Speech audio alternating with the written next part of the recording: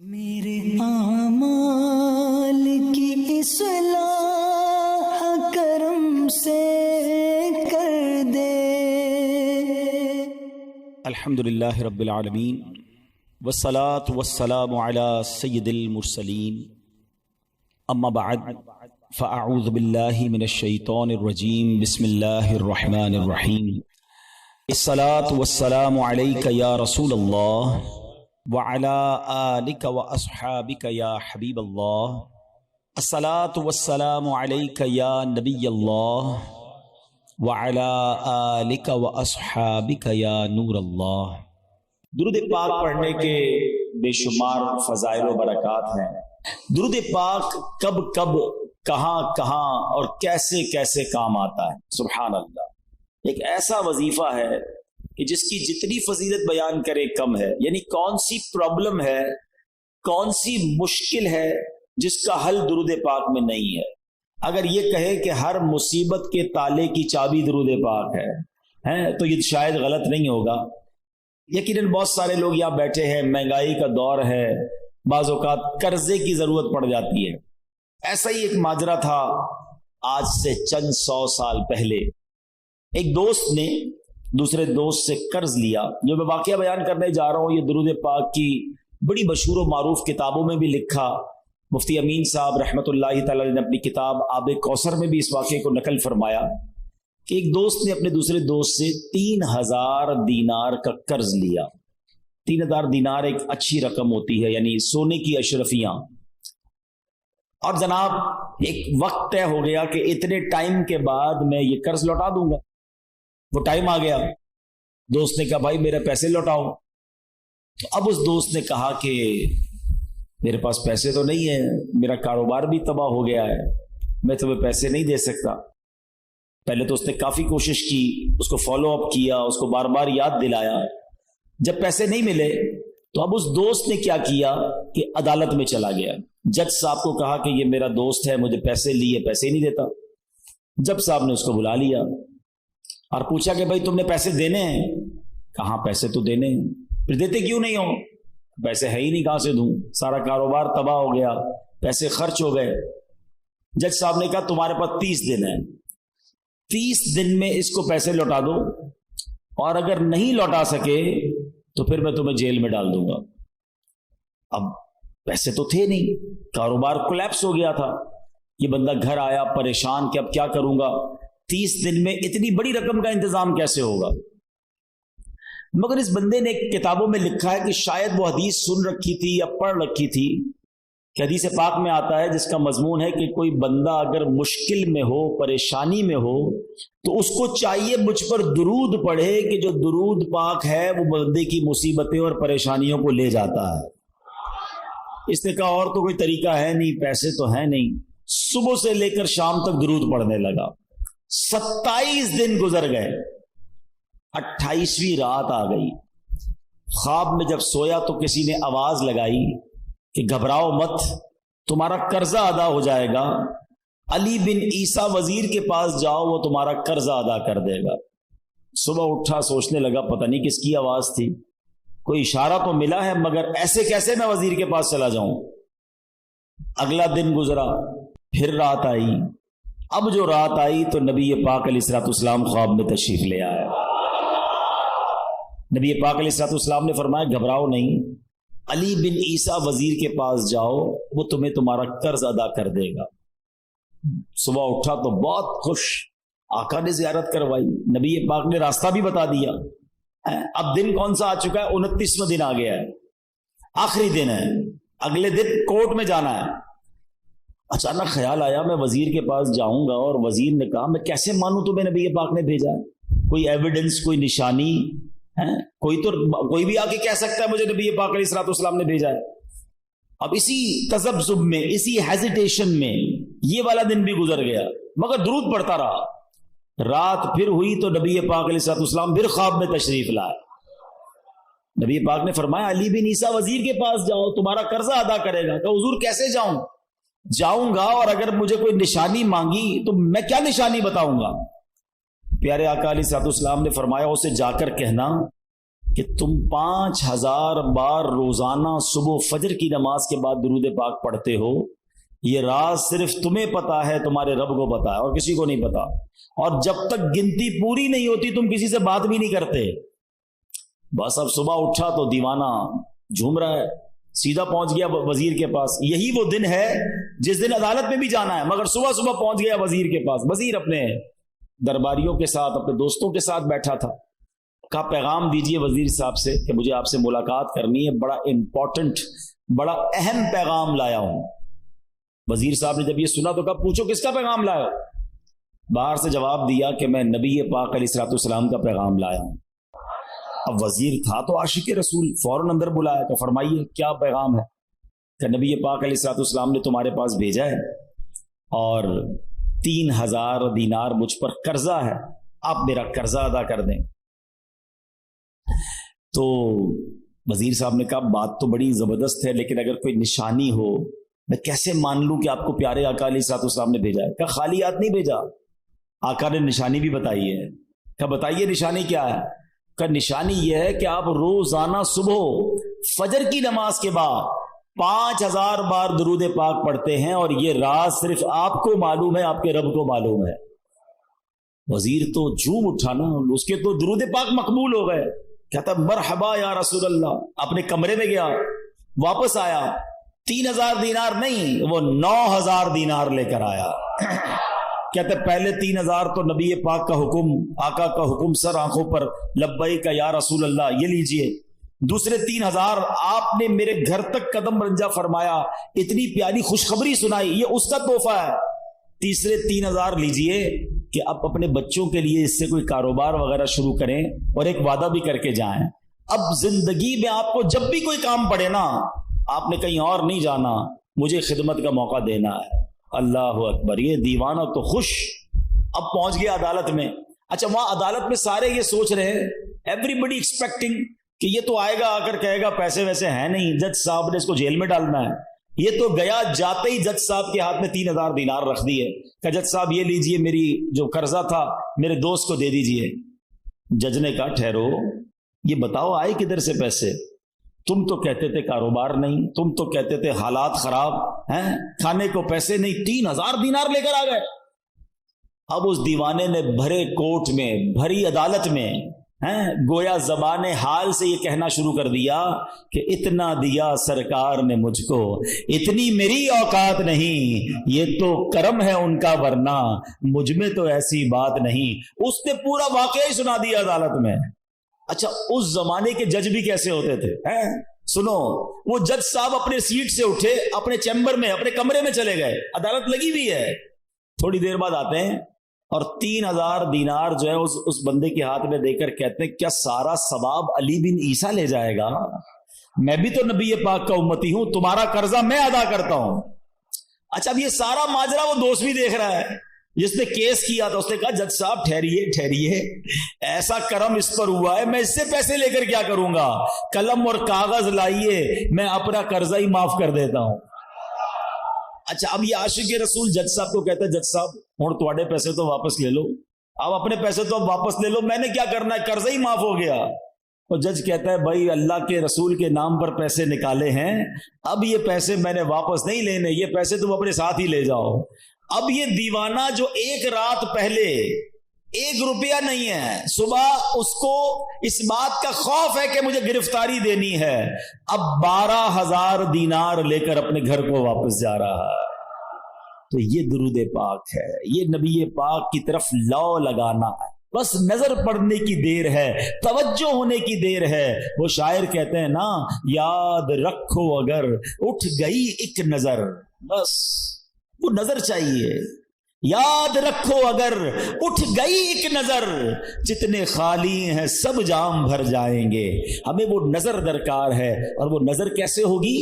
کہ ان کی بارگاہ میں درود پاک کا نذرانہ ہو، ان کی سنتوں پر عمل کرنے والی زندگی ہو، نبی پاک کی رضا والے کام ہوں. پھر دیکھیں آقا جب نگاہ عنایت فرماتے ہیں، بہت سارے لوگ ملتے ہیں، پرچیاں دیتے ہیں، بیماری ہے، قرضہ ہے، پریشانی ہے، جناب گھر میں بڑے مسائل ہیں، جس کام میں ہاتھ ڈالتا ہوں وہ کام برباد ہو جاتا ہے. سنو بریلی کے تاجدار، سب باتوں کا سولوشن کیا دے رہے ہیں، حل کیا بتا رہے ہیں؟ فرماتے قسمت میں لاکھ پیچ ہوں، 100 بل 1000 کج، کہتے گتھی بن گئی ہے نا زندگی، ایسا لگتا ہے گتھی ہو گئی ہے، سمجھ ہی نہیں آ رہا کون سا سرا پکڑوں، کیسے مسائل حل کروں، ایک مسئلہ حل کرتا ہوں دوسرا کھڑا، دوسرا حل کرتا ہوں تیسرا۔ امام عشق و محبت کہتے ہیں قسمت میں لاکھ پیچ ہوں، 100 بل 1000 کج، آقا یہ ساری گتھی ایک تیری سیدھی نظر کی ہے، ایک نظر پڑنی ہے ساری گتھیاں سلجھ جانی ہے۔ تو درود پاک پکڑ لو، اس کمال کا وظیفہ ہے، پکڑ لو اس کو، چلتے پھرتے اٹھتے بیٹھتے پڑھتے رہو، پھر دیکھو کیسے نگاہ کر رحمت ہوتی ہے۔ ہمیں کسی سے کیوں مانگنا ہے؟ منت غیر کیوں اٹھائیں، کوئی ترس جتائے کیوں؟ کیا بات کہتے ہیں اعلیٰ حضرت بھی ہے، کوئی ہم پر کیوں ترس جتائے یار، میں نبی پاک کا امتی ہوں نا۔ اعلیٰ حضرت کہتے کریم ایسا ملا کہ جس کے کھلے ہیں ہاتھ اور بھرے خزانے، بتاؤ اے مفلسوں کہ پھر کیوں تمہارا دل اضطراب میں ہے۔ ارے کیوں مانگے دنیا والوں سے، کیوں جائیں دنیا والوں کے پاس، میرے آقا وہ ہیں جن کے در سے تاجدار پلتے ہیں۔ اس گلی کا گدا ہوں میں جس میں مانگتے تاجدار پھرتے ہیں، کیوں جہاں کے تاجداروں خواب میں دیکھی وہ شے جو آج جھولیوں میں گدایان در کی ہے۔ ارے آقا کا در جب موجود ہے تو دنیا والوں سے کیوں مانگنا ہے، ہم نے اللہ سے مانگنا ہے، اللہ کے حبیب علیہ الصلوۃ والسلام کی بارگاہ میں التجا کرنی ہے، اور وہ بھی اس لیے کرنی ہے کہ اللہ نے یہ در دکھایا ہے، وہی رب ہے جس نے تجھ کو ہم تک کرم بنایا، ہمیں بھیک مانگنے کو تیرا آستاں بتایا، تجھے حمد ہے خدایا۔ تو ہمیں دنیا والوں سے زندگی بھر ایک اصول بنا لو اپنا، خودداری ہونی چاہیے۔ ہاں، خوددار کو غیب سے عطا کیا جاتا ہے۔ اللہ سے یہ دعا مانگو، یا اللہ مجھے بانٹنے والا بنانا، مجھے دینے والا بنانا، کبھی مانگنے والا نہ بنانا، پھر دیکھو تمہاری عزت بھی بڑھتی ہے، تمہاری روزی میں بھی برکت ہو جائے گی۔ تو بہرحال اللہ ہمیں کبھی کسی کا محتاج نہ بنائے، غیب کے خزانوں سے عطا فرمائے۔ درود پاک پڑھتے رہیے، جھولیاں بھری جاتی رہیں گی۔ ایک بار پھر محبت کے ساتھ باواز بلند درود پاک پڑھ لیں، صلو علی الحبیب محمد صلی اللہ علیہ وسلم۔ آج ماشاءاللہ درود پاک پر کافی زبردست کلام ہوا۔ ایک اور شاندار وظیفہ، اللہ اکبر، بلکہ شاید میں یہ کہوں تو غلط نہیں ہوگا کہ افضل ترین وظیفہ، جی ہاں، آج اس پر بات کریں گے، اور وہ کتنا اہم ہے ہماری زندگی میں، ہمارے ایمان کے لیے، وہ بھی انشاءاللہ پتہ چل جائے گا۔ صحابی رسول حضرت شداد بن اوس رضی اللہ تعالی فرماتے ہیں کہ ہم صحابہ کرام علیہ رضوان اللہ پاک کے آخری نبی رسول ہاشمی صلی اللہ تعالی علیہ وسلم کی خدمت میں حاضر تھے۔ آپ علیہ الصلوۃ والسلام نے ہم سے پوچھا، حل فیکم غریب، کیا کوئی تم میں اجنبی تو نہیں بیٹھا؟ صحابہ کرام نے کہا نہیں حضور، ہم سارے مسلمان ہی ہیں اور کوئی غیر نہیں ہے۔ تو نبی پاک علیہ الصلوۃ والسلام نے فرمایا اچھا ایسا کرو، دروازے بند کر دو۔ صحابہ نے دروازے بند کر دیے۔ اب آپ علیہ الصلوۃ والسلام نے فرمایا ارفعوا ایدیکم وقولوا لا الہ الا اللہ، ہاتھ اوپر اٹھا لو اور لا الہ الا اللہ پڑھنا شروع کر دو۔ حضرت شداد بن اوس کہتے ہیں ہم سب نے ہاتھ اوپر اٹھائے اور کلمہ پاک پڑھنا شروع کر دیا۔ کچھ دیر اسی طرح ہم ذکر کرتے رہے، نبی پاک ذکر کرواتے رہے، اور اس کے بعد مالک جنت قاسم نعمت صلی اللہ تعالی علیہ وسلم نے خوشخبری سناتے ہوئے فرمایا ابشروا فإن اللہ قد غفر لکم، تمہیں بشارت ہو کہ بے شک اللہ پاک نے تمہیں بخش دیا ہے۔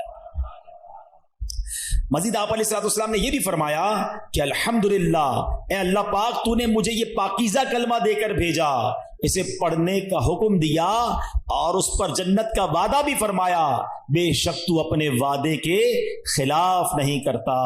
سبحان اللہ۔ تو کلمہ طیبہ افضل الذکر لا الہ الا اللہ، اس کے کمال کے فضائل ہیں۔ کیا خوبصورت شعر شاعر لکھتے ہیں نا، حسبی ربی جس نے کہا فیض کے دریا کو پایا، گوہر مقصد ہاتھ آیا، لا الہ الا، کھل جائیں در جنت کے، دوزخ کی سب آگ بجھے، دل سے کوئی ایک بار کہے لا الہ الا اللہ، پڑھو لا الہ الا اللہ، لا الہ الا اللہ، سبحان اللہ۔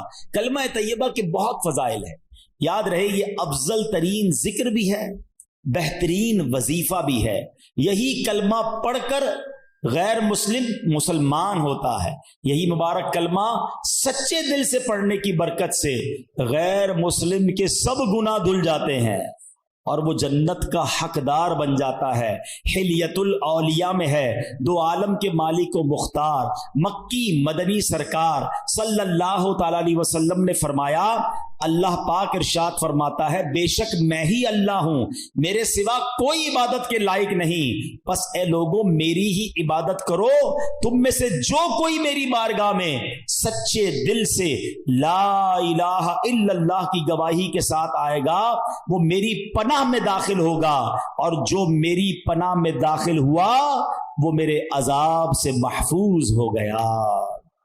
کیا بات ہے، سبحان اللہ۔ کلمہ طیبہ کے مختلف نام ہیں، یاد رکھیے گا، لا الہ الا اللہ محمد الرسول، مل کر پڑھ لیں، لا الہ الا اللہ محمد الرسول اللہ صلی اللہ تعالی علیہ وسلم۔ اس کے بہت سارے نام ہیں، اس کا ایک نام کلمہ توحید بھی ہے، کلمہ اخلاص بھی ہے، اسے کلمہ احسان بھی کہتے ہیں، اسے کلمۃ التقوی بھی کہتے ہیں۔ اس مبارک کلمے کا ایک نام کلمہ ثابتہ یعنی ثابت شدہ کلمہ، پکا کلمہ، نام مٹنے والا کلمہ، ہمیشہ رہنے والا کلمہ بھی ہے۔ سبحان اللہ، اتنے حدیث اور اتنے فضائل ہیں اس کے بارے میں۔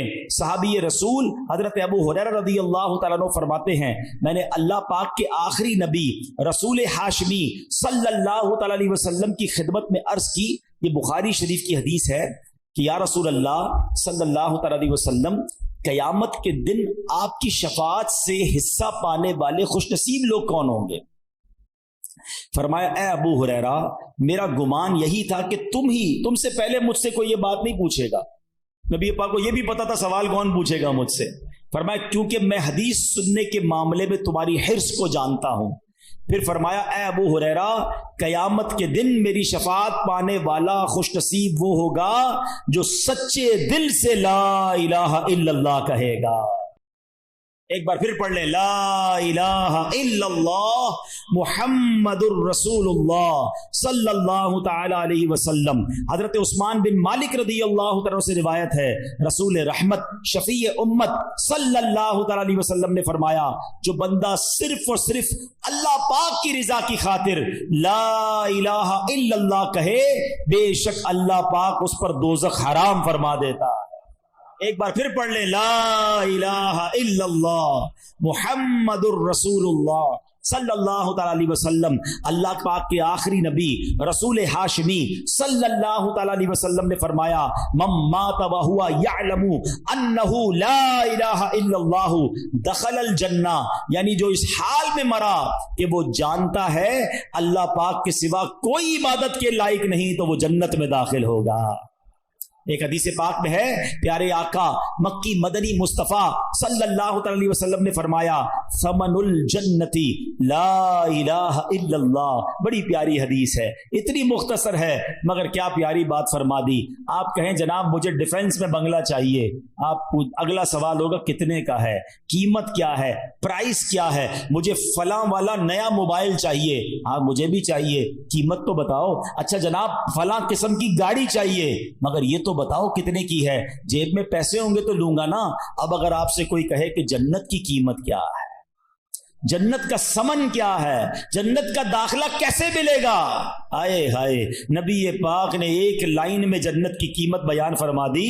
آقا فرماتے ثمن الجنہ لا الہ الا اللہ، آقا فرماتے جنت کی قیمت لا الہ الا اللہ۔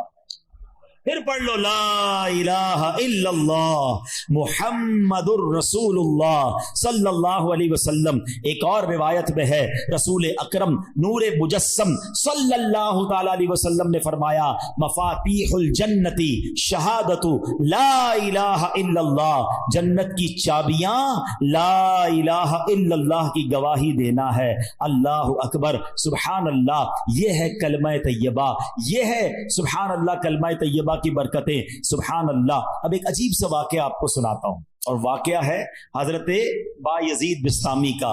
حضرت بایزید بسطامی رحمت اللہ تعالی علیہ ایک مرتبہ سفر میں تھے. آپ کو غیب سے آواز آئی اے بایزید سمعان نامی شہر میں جاؤ، وہاں کے غیر مسلموں کے ساتھ ان کے عید کے اجتماع میں شرکت کرو. بایزید فرماتے ہیں کہ اللہ پاک کی پناہ، میں غیر مسلموں کے تہوار میں شرکت کروں؟ آپ نے کہا کہ نہیں، یہ میرے لیے پیغام نہیں ہو سکتا. رات سوئے، خواب میں پھر یہی آواز آئی بایزید جاؤ اور غیر مسلموں کے فلاں تہوار میں عید میں شرکت کرو. پھر یہ کہتے میں اٹھ گیا، خواب سے کانپنے لگا، سوچ رہا تھا کہ یہ کس کی آواز ہے، مجھے کون پیغام دے رہا ہے، کہیں شیطان کی طرف سے تو نہیں. کہہ رہے میں بیدار تھا تو جاگتے میں آواز آئی اے بایزید ڈرنے کی ضرورت نہیں، تم میرے فرما بردار ہو، مگر غیر مسلموں والا لباس پہنو، ان کے اجتماع میں جاؤ، ایک راز ہے اس میں.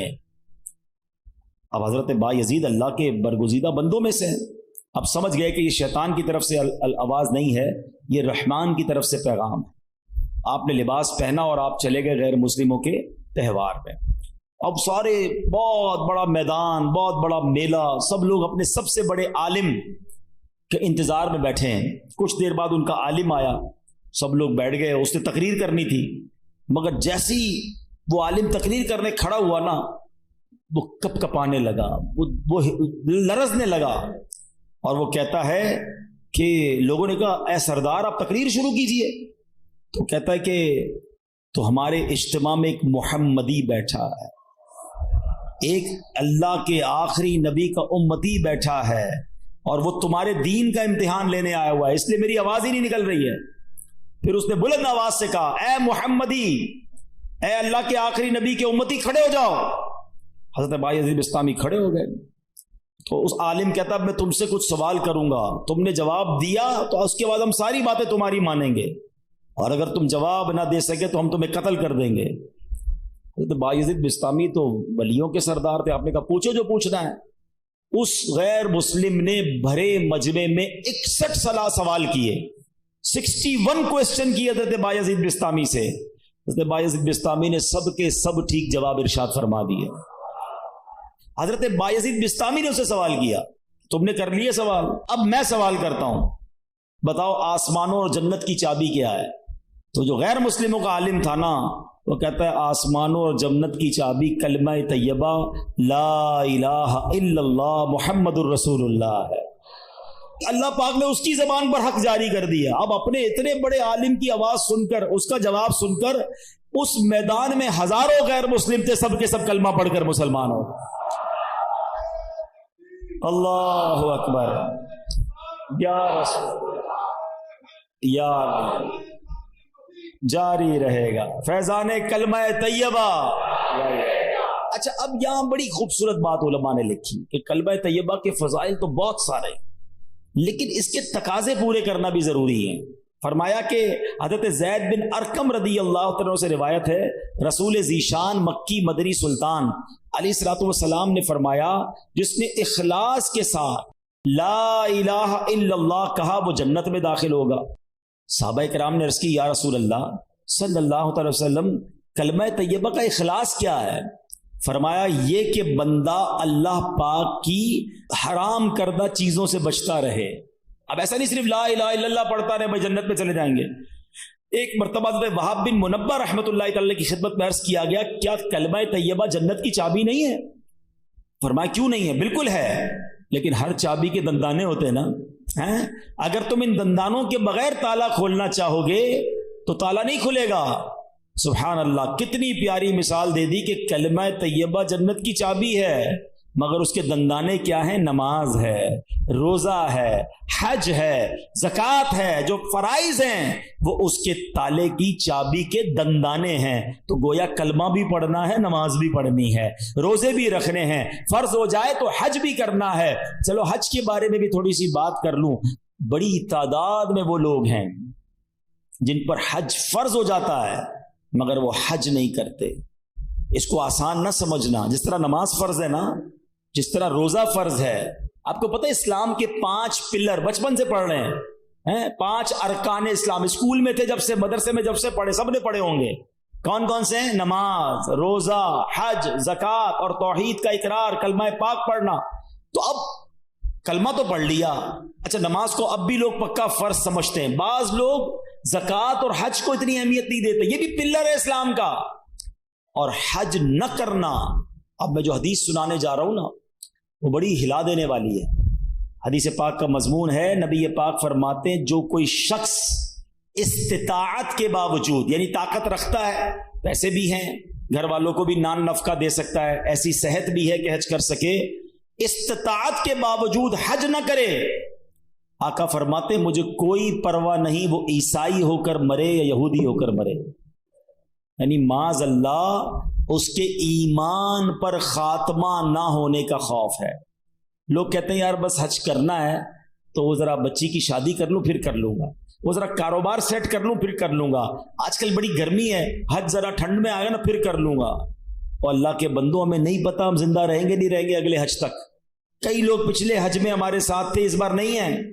اگر فرض ہے تو دیر نہ کریں، اور اگر تم یہ سمجھتے ہو نا کہ 2-4 کام اٹکے ہوئے ہیں وہ ٹھیک ہو جائیں تو حج کروں گا، ارے تمہاری بھول ہے، وہاں چلے جاؤ، سارے کام ادھر سے ہی تو بن جاتے ہیں، بگڑے ہوئے بنتے ہیں سب کام مدینے میں، بٹتے ہیں جہاں بھر کے آلام مدینے میں۔ مشکل میں ہو تو جاؤ نا آقا کی دربار میں۔ اور لوگ کہتے ہیں حج کے پیسے تو ہیں مگر اس سے زیادہ نہیں ہیں، وہ کم ہو جائیں گے، بھول ہے تمہاری۔ حدیث پاک سناتا ہوں جس کا مضمون ہے حج کرو غنی ہو جاؤ گے۔ ہاں حج کرنے سے مال میں بھی برکت ہو جاتی ہے، حج میں سستی نہیں۔ حج ایک ہی بار فرض ہے، ایک بار کر لیا پھر بار بار نہیں ہے۔ لیکن جس نے ایک بار بھی نہیں کیا، اچھا ایک اور عجیب فینومینا، عمرے کرتے رہتے ہیں، ہر سال عمرہ کرتے، حج نہیں کیا۔ ارے بھائی تم 100 عمرے کر لو، تمہارا فرض ادا نہیں ہوا ہے۔ کوئی 100 نفل پڑھے اور فرض نہ پڑھے تو کیا ہوگا؟ فرض ادا ہو جائے گا؟ نہیں ہوگا نا، فرض کرنا پڑے گا نا۔ یہ بالکل اسی طرح حج کرنا پڑے گا۔ اور میں آپ کو سچ بتاؤں، کسی عاشق رسول کے ساتھ حج کر لیا نا، پھر حج کی بار بار کیے بغیر چین آئے گا نہیں۔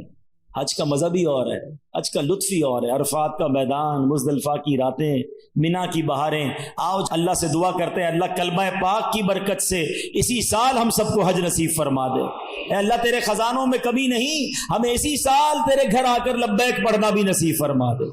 میرے رب کے خزانوں میں کمی نہیں ہے، لیکن حج کرنے کی پکی نیت رکھو، اور اگر حج فرض ہو گیا تو اس کی تاخیر نہ کریں۔ تو پتہ چلا کلمہ جو ہے وہ جنت کی چابی تو ہے، لیکن جناب والا اس کے دندانے بھی ہیں، اور اس کے دندانے کیا ہیں؟ اس کے دندانے یہ ہیں کہ نماز پڑھے، روزہ رکھے، اور حج فرض ہو تو حج ادا کرے، زکوٰۃ کی شرائط پائے جائیں تو زکوٰۃ دے۔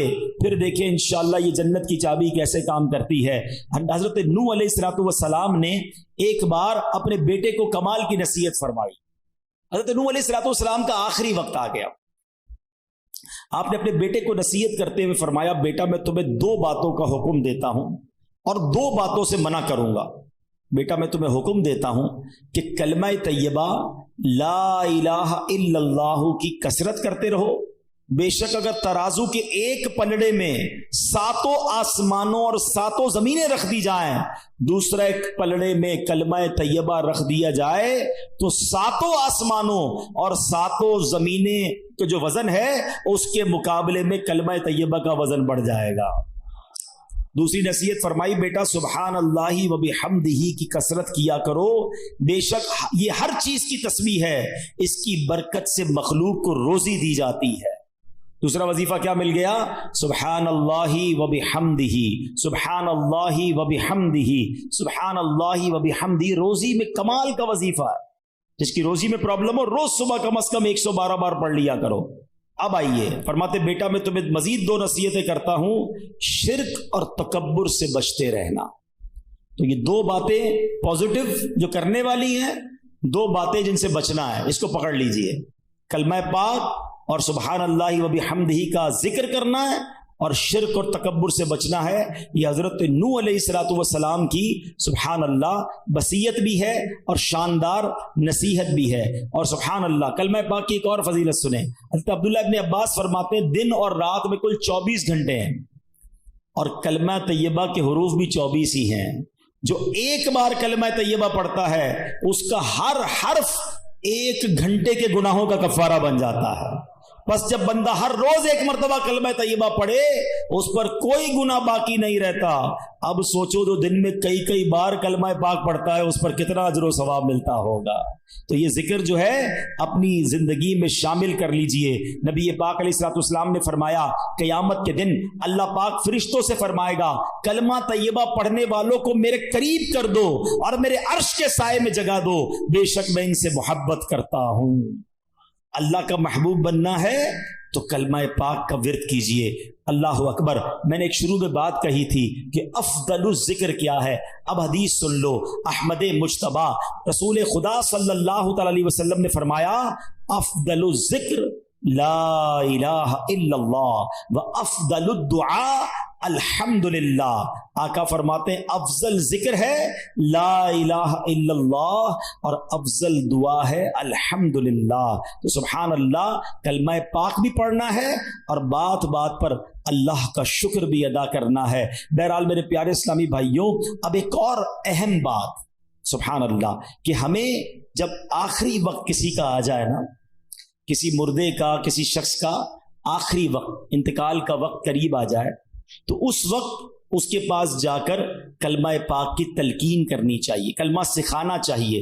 نبی پاک کا فرمان لقنوا موتاکم لا الہ الا اللہ، اپنے مردوں کو لا الہ الا اللہ کی تلقین کرو، یعنی جو مرنے کے قریب ہو اسے کلمہ سکھاؤ، اس طرح کہ اس کے پاس بلند آواز سے کلمہ پڑھو۔ اب اس کا طریقہ بھی سمجھ لیں۔ بعض اوقات پتہ ہے کیا غلطی کرتے ہیں، کسی کا آخری وقت ہو اس کے پاس جا کر کہتے ہیں کلمہ پڑھو، لا الہ الا اللہ پڑھو، لا الہ الا اللہ محمد رسول اللہ پڑھو۔ یہ نہیں کرنا چاہیے۔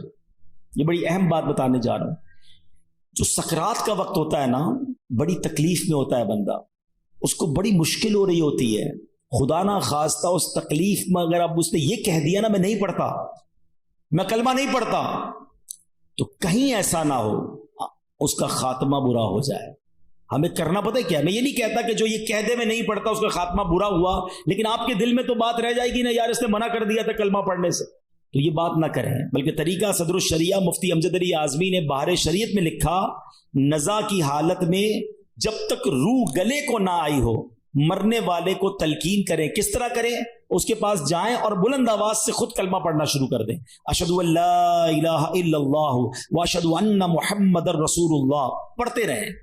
اب اس کو کہنے کا حکم نہ دیں، آپ پڑھتے رہیں تاکہ وہ سنے اور اس کو یاد آ جائے، اور جب اس بندے نے کلمہ پڑھ لیا نا آپ چپ ہو جائے، اب کوئی اور بات نہ کرے، اس کا آخری جملہ نکل چکا ہے نا کلمہ، اب آپ خاموش ہو جائے۔ ہاں اگر کلمہ پڑھنے کے بعد اس سے پھر کوئی بات کرنی، اب دوبارہ آپ بلند آواز سے کلمہ پڑھنا شروع کر دیں۔ کوشش کریں کہ اس کا آخری کلام جو ہے وہ لا الہ الا اللہ محمد الرسول اللہ صلی اللہ تعالی علیہ وسلم ہو جائے۔ اللہ مجھے اور آپ کو مرتے وقت بھی کلمہ نصیب فرمائے۔ کس کس کی تمنا ہے مرتے وقت کلمہ پڑھنا ہے؟ سبحان اللہ۔ آج کل پڑھتے ہو؟ مرتے وقت سب کو پڑھنا ہے۔ روزانہ کتنی بار پڑھتے ہو؟ آج کا بیان نکال دیں، آج کے بیان میں تو ماشاءاللہ کئی بار ہم نے پڑھ لیا، آپ چوٹ کرنے کے لیے کہہ رہا ہوں، پچھلے ایک ہفتے میں کتنی بار کلمہ پڑھا؟ اپنے آپ کو جواب دینا، مجھے جواب مت دینا۔ تمنا کیا ہے کہ مرتے وقت کلمہ پڑھوں، آخری زبان پر کلمہ پاک ہو، زندگی میں نہیں پڑھنا ہے۔ کتنی فضیلتیں سن لی، افضل الذکر کہا گیا اس کو۔ اور ایک بات یاد رکھنا، مرتے وقت تو ویسے ہی پڑھنا مشکل ہوگا، ہاں زبان بھاری ہو جائے گی۔ آپ نے دیکھا بخار میں الفاظ نہیں نکلتے، سر میں درد ہو تو بات کرنے کو جی نہیں چاہتا، پیٹ میں درد ہو زیادہ بندے کی منہ سے بات ہی نہیں نکلتی ہے۔ ارے یہ پیٹ کا درد، سر کا درد، بخار کچھ نہیں ہے، اللہ عافیت رکھے۔ کتابوں میں لکھا موت کا ایک جھٹکا تلوار کے 1000 وار سے زیادہ سخت ہے۔ کیسے پڑھو گے کلمہ جب پوری زندگی نہیں پڑھتے تھے؟ یہ سوچنے والی بات ہے. ایک بزرگ کی بات مجھے ایسی دل پہ لگی ہے, یقین کرے کیا جملہ کہہ گئے. کہتے ہیں اپنی زبان کو کلمے کا عادی بناؤ تاکہ جس دن زبان بھاری ہو جائے اس دن تمہاری زبان سے کلمہ ادا ہو جائے. عادت ہوگی تو نکلے گا نا, عادت ہی نہیں ہے کلمہ پڑھنے کی, کئی دن گزر جاتے ہیں. ارے ہونا کیا چاہیے کہ میں صبح ایک تسبیح کلمہ پاک کی پڑھوں, شام ایک تسبیح کلمہ پاک کی پڑھوں, جب موقع ملے زبان سے لا الہ الا اللہ محمد الرسول اللہ نکلتا رہے, پڑھتے ہی نہیں ہیں. اچھا اس کو میں ایک اور طریقے سے سمجھاتا ہوں. یہ جو گندی محفلیں, بری محفلیں, برے دوستوں کے ساتھ بیٹھتے نہ بیٹھا کرو. ہیں گانے سننا, فلمیں دیکھنا, غیبتیں کرنا, گالیاں دینا. پہلے ایک بات یاد رکھیں, یہ جو ہمارا دماغ ہے نا, کمپیوٹر کا سی پی یو پتہ ہے اس میں کیا ہوتا ہے, ڈیٹا ہوتا ہے, آپ سرچ کریں وہ نکال کے دے دیتا ہے. یہ دماغ اللہ پاک نے ایسا کمپیوٹر دیا ہے ہمیں, ایسا سی پی یو دیا ہے جس کو ڈیلیٹ کرنے کی بھی حاجت نہیں ہے. دنیا کے موبائل بھر جاتے ہیں, بھائی تھوڑی سی ویڈیو ڈال دو, کمپیوٹر میں جگہ ختم ہو جاتی ہے. 50 سال کا ہو گیا ہوں میں, میرے بچپن کی ویڈیو بھی دماغ میں موجود ہے. سب کے ساتھ ایسا ہے نا, آپ کو بچپن کے کئی واقعات ایسے یاد ہیں جیسے آپ کی آنکھوں کے سامنے فلم چلتی ہے. یہ کدھر سیو ہے, ادھر سیو ہے. جس کا نام لیتا ہوں اس کی تصویر آ جاتی ہے دماغ میں. کیسے آتی ہے؟ یہ سب کی تصویریں سیو ہیں. دنیا بھر کے ممالک دیکھے وہ دماغ میں سیو ہیں. سب باتیں اللہ پاک نے ایسی کمال کی چیز دی ہے, سیو ہیں. لیکن اگر گندی باتیں بھی سیو ہیں نا تو پھر یہ خیالات میں بھی آتی ہیں. نماز میں برے خیالات لوگوں کو آتے ہیں کیونکہ فلمیں دیکھ کے نماز پڑھنے آتے ہیں نا. اور یہ بری باتیں جو دیکھو اس سی پی یو میں جانے کا طریقہ کیا ہے. ان پٹ ہمارے دل و دماغ میں جانے کے 3 راستے ہیں. ایک بات یاد رکھیے گا, 3 دروازے ہیں, دیکھنا, بولنا اور سننا. یہ 3 راستے ہیں, یہ شٹر ہیں سمجھ لو. ان تینوں راستوں کو پاک کر لو تاکہ اندر جو بھی جائے گا وہ پاک و صاف ہی جائے گا. جب پاک گیا نا اندر تو جھٹکا لگے گا تو نکلے گا کیا؟ پاک ہی نکلے گا نا. مثال کے طور پہ یہ گلاس ہے, اس میں پانی ہے, کوئی بھائی ادھر سے گزرے اور اس کو ٹھوکر لگا دے, کیا گرے گا اس میں سے؟ بتاؤ نا. پانی گرے گا, دودھ گرے گا. دودھ کیوں نہیں گرے گا؟ اس میں ہے ہی نہیں دودھ. مولانا صاحب کیا ہو گیا آپ کو؟ دودھ تو جب گرے گا نا جب گلاس میں دودھ ہوگا. اچھا اس میں تھوڑا سا شربت ملا دوں, لال شربت ہو جائے, اب دھکا لگے گا تو کیا گرے گا؟ شربت گرے گا. سمجھ رہے ہو نا میری بات؟ یہ پریکٹیکل سے سمجھا رہا ہوں آپ کو. برتن میں جو ہوتا ہے وہی چھلکتا ہے, برتن میں جو ہوتا ہے ایسا ہی ہے. اب آؤ میں سمجھاتا ہوں. جس کے دماغ میں بری باتیں ہیں نا, گندی باتیں ہیں, بری محفلوں میں بیٹھا ہے, غلط دیکھ رہا ہے, غلط سن رہا ہے, غلط بول رہا ہے, جب دھکا لگتا ہے نا پھر وہی باہر نکلتا ہے. آپ دیکھ لیں اچھے خاصے نیک نمازی جھگڑا ہو جائے کسی سے, ارے باپ رے باپ ایسی گالیاں نکلتی ہیں, بندہ کہ اس کو کیا ہو گیا یار. پتہ چلتا ہے کہیں بیٹھتا ہے گالیاں سنتا ہے, ٹھیک ہے نا. اور کسی شریف النفس آدمی جس نے کبھی گالیاں سنی نہیں ہے, بیٹھتا ہی نہیں بری صحبت میں, اس کو دھکا دے دو, اس سے کسی کا جھگڑا ہو جائے, وہ کہے گا یار نہیں مارو مجھے, کیوں لڑ رہے ہو بھائی, نہیں بھائی نہیں کرو, اس کے منہ سے گالی نکلے گی نہیں کیونکہ اندر گندا نہیں ہے. چلو ایک اور ایگزامپل, ایک اور مشورہ, ایک اور طریقہ. آپ کشتی میں کہیں جا رہے ہیں, اچانک جھٹکا لگا آپ کو, اترتے اترتے پیر سلپ ہو گیا, کسی نے دھکا دے دیا, فوراً آپ کی زبان سے کیا نکلتا ہے؟ چیک کر لو آپ. کچھ خوش نصیب وہ ہوں گے جیسے ہی دھڑکا لگتا ہے نا ان کی زبان سے نکلتا ہے لا الہ الا اللہ, یا اللہ, یا رسول اللہ, یا غوث پاک. سمجھ لو اندر صحیح بھرا ہوا ہے. سمجھ رہے ہو؟ اندر آپ کا پاک بھرا ہوا ہے, جھٹکا لگ رہا ہے, اچھا ہی نکل رہا ہے. مگر ایسے بھی لوگ سن رہے ہوں گے کہ جب جھٹکا لگتا ہے نا گالی نکلتی ہے, ابے تیری, ابے او, پتہ نہیں کیا کیا بولتے ہیں یار. ذرا سا موٹر سائیکل کو بریک لگے, سامنے والے کو گالیاں شروع. مطلب کیا ہے؟ اندر کیا بھرا ہوا ہے؟ گندا بھرا ہوا ہے. موت کا جھٹکا لگے گا اور خطرناک جھٹکا لگے گا. اندر اچھا بھرا ہوا ہوگا نا وہ باہر آ جائے گا, اور اگر اندر برا بھرا ہوا ہوگا نا, بے حیائی, برائی, گالیاں, مارے نہ جائیں, کہیں مرتے وقت بری باتیں زبان پہ نہ آ جائیں. ہماری تمنا کیا ہے؟ کلمہ پڑھتے پڑھتے, درود پڑھتے پڑھتے, یا رسول اللہ کہتے کہتے ہیں میں وہ سنی ہوں جمیل قادری مرنے کے بعد میرا لاشا بھی کہے گا الصلاۃ والسلام. یہ پڑھتے پڑھتے جانا ہے نا, تو دنیا میں پڑھو گے تو آخرت مرتے وقت میں آئے گا نا زبان پہ. ادھر گالیاں دینی ہے، ادھر لڑائیاں کرنی ہے، ادھر غیبتیں کرنی ہیں، اور تمنا یہ کہ مرتے وقت کلمہ نصیب ہو. نہ کرو ایسا. آج سے نیت کر جاؤ کہ اگر کلمے والی موت چاہیے تو کلمے والی زندگی بھی چاہیے. چابی اگر جنت کے دروازے کو کھولنے والی چاہیے تو چابی کے دندانے بھی تو چاہیے نا. تو اب انشاءاللہ ذکر و درود سے زبان کو تر رکھیں گے انشاءاللہ. کیا بات ہے میرے پیر و مرشد کی، بچپن سے ان کی نعتیں سن رہے ہیں، اب حدیثیں پڑھ پڑھ کے اور سمجھ آتی ہیں کہ کیا دعائیں، کیا التجائیں امیر اہل سنت نے اپنے کلاموں میں لکھ دی ہیں. کیا خوبصورت شعر تھا. ہم بہت پرانی نعتیں اور ہم پڑھتے تھے.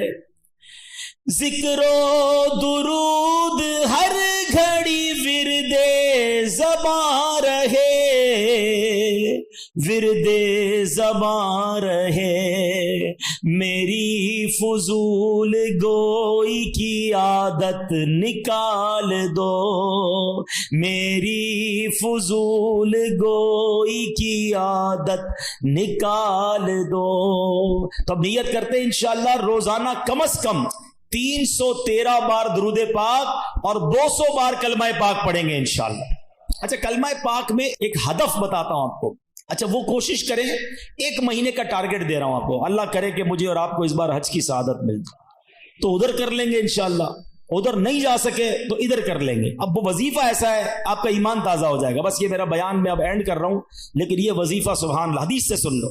پہلے میں آپ کو اس کی فضیلت سنا دیتا ہوں. حدیث میں آتا ہے کہ جو 70,000 مرتبہ کلمہ طیبہ پڑھ لے اس کی مغفرت کر دی جاتی ہے. یہ روایتوں میں آتا ہے. ٹھیک ہے 70,000 پڑھنا ہے. اب یہ ضروری نہیں کہ ایک ہی محفل میں پڑھ لیں، آپ 1 مہینے کا ٹارگٹ رکھ لیں کہ یار اس مہینے 70,000 پورے کر لوں گا. اب اس پہ فرمائے لا الہ الا اللہ، لا الہ الا اللہ پڑھتا رہے. ہر 100 کے بعد ایک بار محمد الرسول اللہ صلی اللہ تعالی علیہ وسلم پڑھ لے. اب اس کے بارے میں سبحان اللہ ایک بڑی خوبصورت روایت بھی ہے کتابوں میں. حضرت محی الدین ابن عربی ایک جگہ دعوت پہ تشریف لے گئے تو ایک لڑکا جو ہے اس کے بارے میں مشہور تھا کہ یہ صاحب کشف ہے، اس کو بہت ساری باتیں کشف سے معلوم ہو جاتی ہیں. آپ نے سنا تھا. تو وہ بچہ جو ہے وہ آپ کے پاس کھانا کھا رہا تھا، اچانک رونے لگا. تو آپ نے کہا کیوں رو رہے ہو؟ کہا میں نے اپنی ماں کو جہنم میں دیکھا ہے، اس کی ماں کا انتقال ہوا تھا. شیخ ابن عربی نے تھوڑے عرصے پہلے 70,000 بار کلمہ پاک پڑھا ہوا تھا. آپ نے دل ہی دل میں وہ کلمہ پاک اس کی مرحومہ والدہ کو ایصال ثواب کر دیا کہ میں اس کو ایصال کرتا ہوں. وہ لڑکا مسکرانے لگا. آپ نے اس کو بتایا نہیں. کہتا کیوں مسکرا رہے ہو؟ کہ میں نے ماں کو جنت دیکھا. شیخ ابن عربی نے کہا کہ میں نے اس کے کشف سے حدیث پہچان لی اور حدیث کی برکت سے اس کے کشف کو پہچان لیا کہ یہ واقعی غیب کی باتیں دیکھ لیتا ہے اور حدیث کتنی صحیح ہے یہ بھی مجھے اس واقعے سے پتا چل گیا. تو پتا چلا میرے پیارے اسلامی بھائیوں 70,000 بار کلمہ پاک. میں نے تو جب سے یہ حدیث پڑھی ہے نیت کر لی ہے، کچھ شروع بھی کر دیا ہے. میرے لیے بھی دعا کریں، آپ بھی ٹارگٹ لے لو. فضول باتیں یار موبائل پہ گھنٹوں گزارتے ہیں، واک کرتے ہوئے کلمہ پاک پڑھنا شروع کر دے. تسبیح ہاتھ میں لے کتنی بار ہو جائے گا؟ لا الہ الا اللہ، لا الہ الا اللہ، لا الہ. 100 بار پورا ہو جائے محمد الرسول اللہ صلی اللہ علیہ وسلم پڑھ لیں. انشاءاللہ یہ زبان کلمے کی عادی بھی ہو جائے گی. اچھا پھر ضروری تھوڑی ایک بار 70,000 پڑھیں، اللہ توفیق دے، کیونکہ جب آپ پڑھو گے نا 70,000 بار یہ دل جگمگ کرنے لگ جائے گا، کلمے سے محبت ہو جائے گی اور پڑھنے کو جی چاہے گا. کبھی کہنا یار چلو امی کے نام پہ 70,000، کبھی کہنا ابو کے نام پہ. اتنے تحفے دیے امی ابو نے، اور خاص طور پہ جن کے ماں باپ چلے گئے ان کے لیے تو زیادہ اچھی نیت کریں گے. تو امی ابو کے نام پر جو ہے وہ ہم پڑھیں. پھر اللہ پاک توفیق دے تو پیر صاحب کے نام پہ پڑھ لیں، چلو ان کے ایصال ثواب کے لیے، غوث پاک کے ایصال ثواب کے لیے. تو انشاءاللہ بزرگوں کے ایصال ثواب کے لیے پڑھتے رہیں گے. کلمہ پاک کا ثواب تو ملے گا، بزرگوں کا فیضان بھی مل جائے گا انشاءاللہ. تو پڑھیں گے انشاءاللہ. چلو 3 بار مل کر پڑھ لیتے. لا الہ الا اللہ محمد الرسول اللہ، لا الہ الا اللہ محمد الرسول اللہ، لا الہ الا اللہ محمد الرسول اللہ صلی اللہ تعالی علیہ وسلم. اب دیکھو یہ دعوت اسلامی ہے، کیا پیارا ماحول ہے. کبھی پکڑ کر ہمیں درود پاک کی فضیلت بتاتے ہیں، کبھی کلمہ پاک کی فضیلت بتاتے ہیں، کبھی نماز کی طرف بلاتے ہیں، اللہ رسول کے ذکر کی طرف بلاتے ہیں. تو اس الٹی سیدھی محفلیں چھوڑ دو، الٹی سیدھی گیدرنگیں چھوڑ دو، اللہ رسول کے ذکر کی. اور پھر سبحان اللہ ہر جمعرات اجتماع میں ذکر الہی کروایا جاتا ہے. ہاں کوئی بندہ یہ کہہ سکتا ہے بھائی میں تو ہر ہفتے کلمے کی ورد کرتا ہوں. کیسے کرتا ہوں؟ ہر ہفتے اجتماع میں جاتا ہوں. اجتماع میں تو ماشاءاللہ ذکر الہی کروایا جاتا ہے. تو نیت کر لیں انشاءاللہ ہر جمعرات پابندی سے آئیں گے انشاءاللہ. صلو علی الحبیب. میرے اعمال کی اس